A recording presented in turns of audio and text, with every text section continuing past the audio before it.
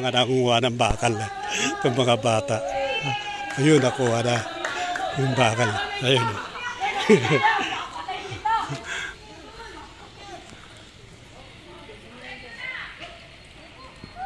Oh, parang unggoy, oh. Nakuha.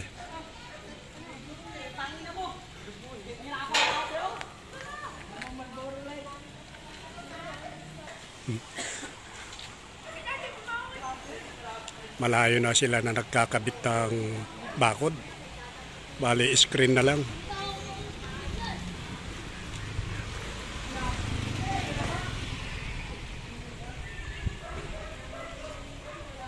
Nakakatawa yung mga bata talaga eh. Kapiranggot na bakal eh. Magkabilaan yung kanilang ginagawa. Nandito na rin yung back to back yung kanilang ginagawa ng pagbabakod. Oh.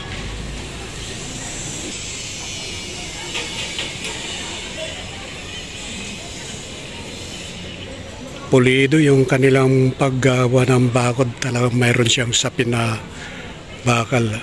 Ayun.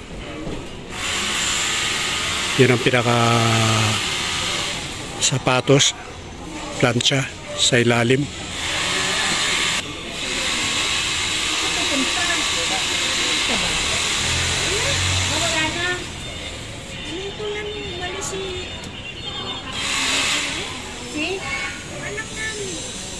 Nasa na, nandun na sa kondo.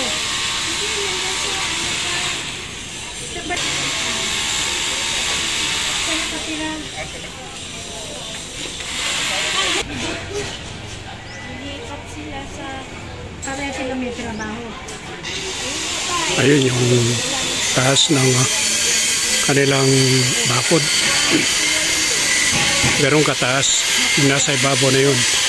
Kaya ito, puputulin nila. Ayun yung pinakadulo. Hanggang doon yung bakod na kanilang ilalagay. O ganun.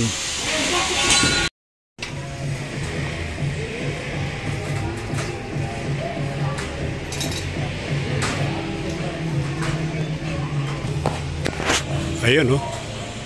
Nakikita natin yung haba ng bakal. Pantay na doon sa lagpas na ng bintana yung kanilang nilalagay.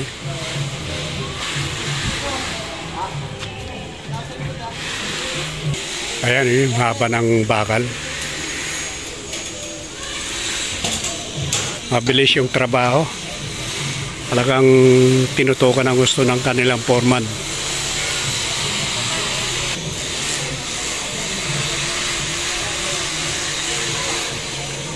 Ang taas ng bakod mga kaibigan, oh. Oh.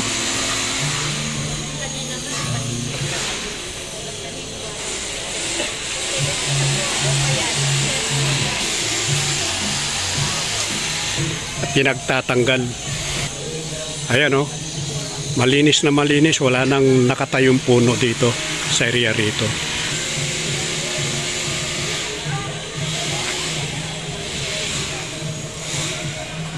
Ang bilis nila magtrabaho.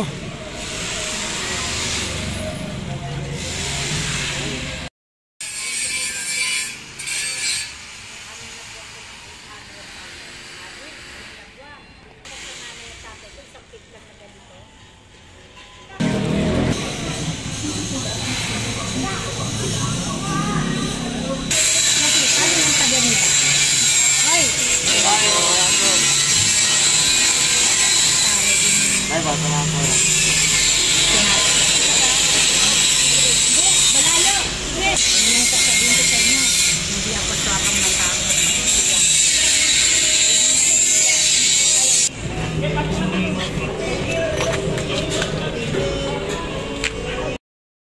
Pagka nababad ng tubig sa mapupuno, di ba? Oo. Mabubulok din.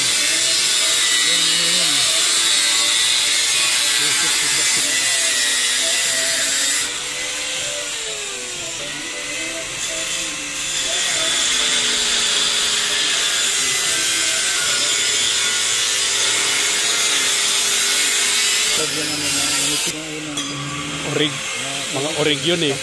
Oo. Ito yung ginagamit nila scaffolding. Nabulok na. Ito, hindi tatagal to. Mga 5 taon. Kumbaga to, 15 years yung una. Tapos ito, kalahati. Mga 7 taon. Wala pa. Pwede.